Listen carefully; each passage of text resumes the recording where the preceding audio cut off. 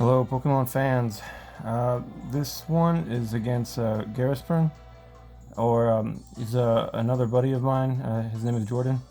Uh, he's he's got a good lineup, I think, and this is you know my son team essentially. But it's more or less the same with me. But let's get going.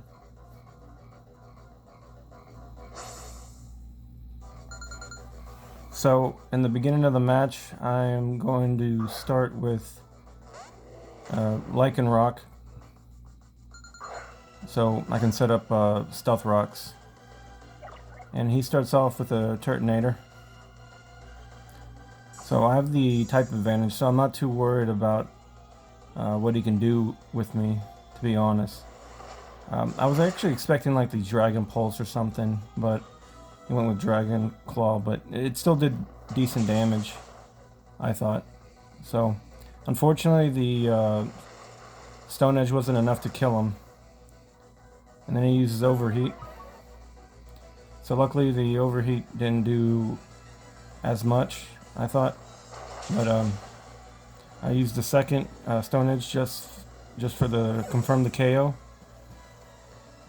And then he brings in his Zygarde.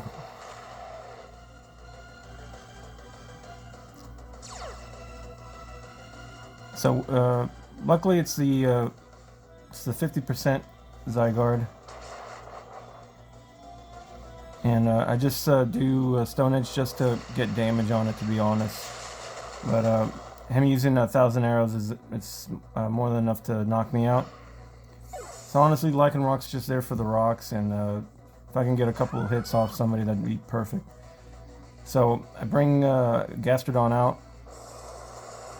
And he uses Outrage. He does a lot of damage, but I'm hoping Ice Beam will KO the Zygarde, since it's 4 times weak to it, and it is. So, with that, we have Gastrodon getting his first Sun and Moon kill. So then he brings in a Silvally. He brings in the Chimera.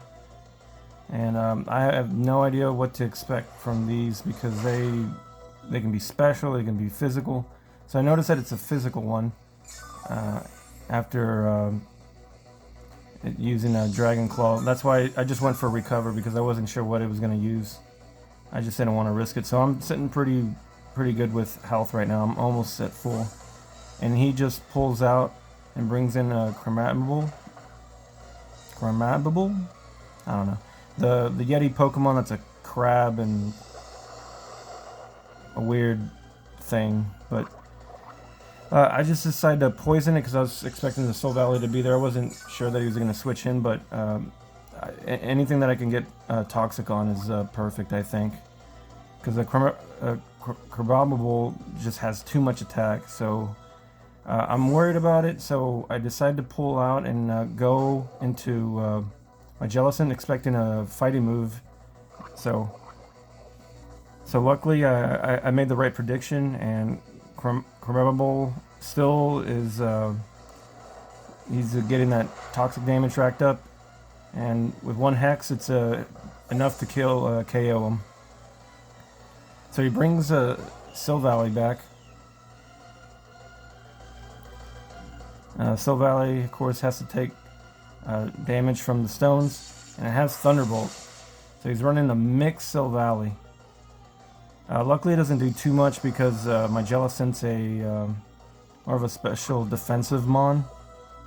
So I just Toxic it, just to guarantee it dying.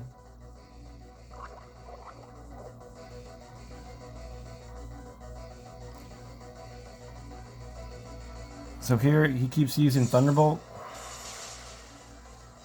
And luckily it's not doing too much, and also it activates my Curse Body, which stops him from using Thunderbolt in the future. And I decided to disable Recover right here. And now I'm at full health after that turn, and Silvally's not looking very good at this point. He's getting near 50%. So I decided to take him out and put in Forretress.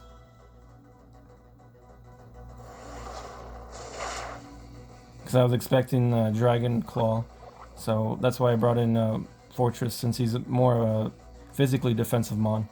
So now Silvally is going to use the Z move, Breakneck Blitz.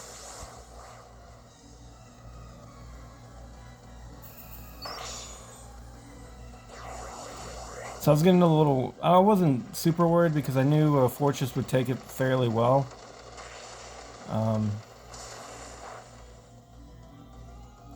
But I wasn't sure what exactly it was from. But I decided to throw Toxic Spikes to just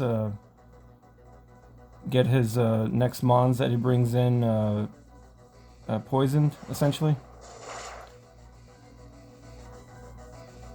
And him using Dragon Claw just... unfortunately for him, he could not find an answer for any of my Pokemon, and unfortunately Silvally just... his mixed Silvally couldn't do much against me, unfortunately for him. So then he brings in his Gengar. And the Gengar, I forgot that it doesn't have the Levitate ability.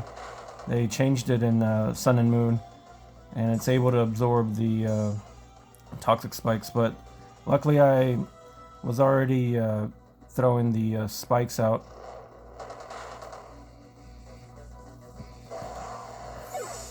So I'll take one layer of spikes over nothing.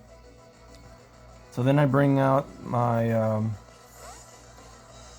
my Scrafty, and he switches out, expecting the dark move, which is a good play on him. But I wasn't going to go for it because I wanted to set up so I can sweep and finish the game off with Scrafty. So he brings in Guzzlord, and luckily for me, I'm a fighting type, and with Drain Punch, it's enough to knock out that Dragon Dark type back to the other dimension. And with Scrafty, I activate its Moxie ability after I knock out the Guzzlord, and now he's forced to bring out his last Pokemon. But it's not before he gets hurt with all the hazards that I set up earlier. And I use Crunch, and that's more than enough to kill Gengar. And I defeat Jordan. So overall, I think I did fairly well. I think what helped was the predictions, and and also setting up hazards like usual. That's usually the key to break teams down. But overall, I hope you guys enjoyed the video, and hope to stick around and watch the next one. Alright, later.